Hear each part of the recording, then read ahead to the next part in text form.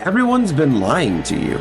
Okay, not everyone, but I come across listings and videos all the time with PCs that don't have 8GB graphics cards, or the graphics cards don't have RT cores. What does that mean? That being said, I put together a $350 gaming PC that plays everything and plays it well, and I have the benchmarks to prove it. This build is repeatable for everyone who watches this video and doesn't feature special one-time deals. Come on, let's get lucky.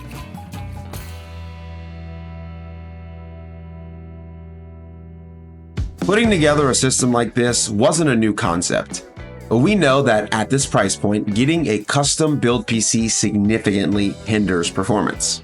Our best bet is to find a pre-owned workstation that has been retired from its Excel spreadsheets. I couldn't resist trying my hand and returning to the same platform as my very first computer, the HP Z440. I picked up this HP Z440 with an Intel Xeon E5 1620 V4, 64GB of DDR4 RAM, a 1TB SSD for the low price of $160. That also includes the PSU, the case, and the CPU cooler as well. Really good value here in my opinion. This has enough RAM that you could try your hand fairly comfortably at video editing. If you've been keeping track, all we need now is a GPU. At this price point, you only have two real choices that can play everything: the RX 6600 and the RTX 2060 Super. I decided to go with the RTX 2060 Super due to DLSS. I picked up my HP single fan version for $159 after shipping. That brings our total spend to $319 so far. So I got greedy. I picked up one of the best affordable CPUs on the 2011 3-socket with the E5 1660 V4 for $29.28. This CPU, unlike most cheap Xeons, has the best of both worlds with 8 cores and 16 threads, but also a 3.8 GHz boost clock. Most Xeons have boosts in the low 3 GHz range. The last thing we need is a dual 6-pin to 8-pin adapter, since the 750-watt PSU only has 6-pin connectors. We grabbed that from Amazon for $8. So that's the build.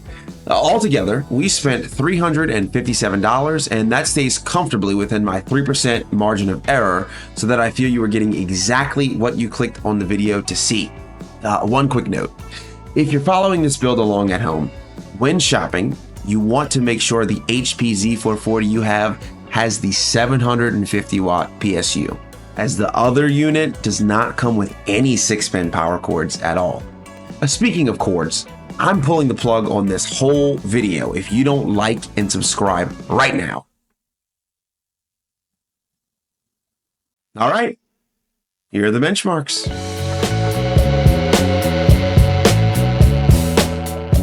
I'm starting today with Doom: The Dark Ages to show that this PC can play everything. Running through the opening level, I had a blast, and it was an enjoyable experience as a lifelong console gamer. This is one of the most demanding games released this year, and yet we managed. Native 1080p medium settings, we saw averages of 46 FPS with a 1% low of 34 and a 0.1% low of 25. If that's a little low for your liking, a bit of DLSS magic can get you an average of 61 FPS. Getting into our esports suite, Fortnite ended up a strong performer at competitive settings. Normally, older CPUs, especially Xeons, can have trouble with stutters in Fortnite, and while there were drops, it was still a very playable experience. DX12 native 1080p low with epic view distance, Fortnite was able to average 162 FPS, showing a high refresh rate monitor would not be lost on this system. And those cost less than $100 these days. Speaking of high refresh rate, CS2 and my newly discovered crouch button was another success. At native 1080p medium settings, The Xeon got to stretch its legs here with a stout 186 average FPS. If you're looking to get into the competitive scene on mouse and keyboard, you can certainly do worse than a build like this. As I've mentioned before, the next two games are not designed in a way that really makes sense. You would think an esports game would be primarily performance-oriented. But in Marvel Rivals, we see an 86 FPS average at native 1080p medium settings. Turning down settings, or DLSS, or both, we'll see FPS climb, and I would guess you would get near the 120 to 144 FPS range. Still, a very playable and enjoyable experience. A very natural pairing with Marvel Rivals. I was impressed with Black Ops 6 performance. Maybe I'm just starting to enjoy the game more. Anyways, native 1080p basic, we saw an average of 107 FPS with 1% and 0.1% lows of 77 and 32. When compared to the Xbox Series S, which Digital Foundry says has averages close to 85 FPS, we might have an Xbox Series S killer yet. Moving into our AAA games more properly. Oblivion Remastered certainly does not have the reputation to be easy to run. Unfortunately, that is the case again here.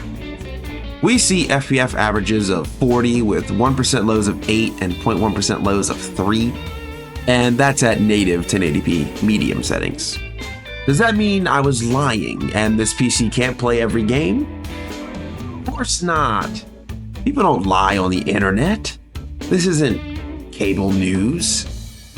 I flicked on FSR3 quality mode, and after verifying frame rates were smooth enough, I flicked on frame generation, and somehow we averaged 79 FPS. There were still drops into the 30s and the teens at times, but certainly playable experience. Sadly, DLSS had too much pop-in for me to really enjoy the game. On the other end of the performance spectrum is Microsoft's Forza Horizon 5. At 1080p high settings with TAA, the 2060 Super can push out an even 100 FPS in the benchmark.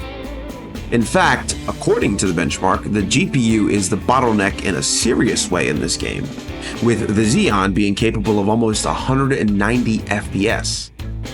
Nevertheless, 100 FPS in a title most often played with a controller is more than enough, and at quite pretty settings.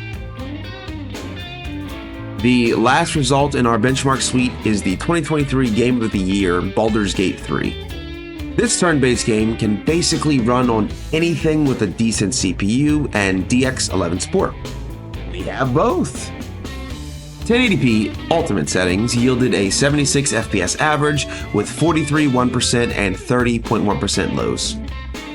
If those aren't good enough for your turn-based RPG, then you always have DLSS or can lower some settings.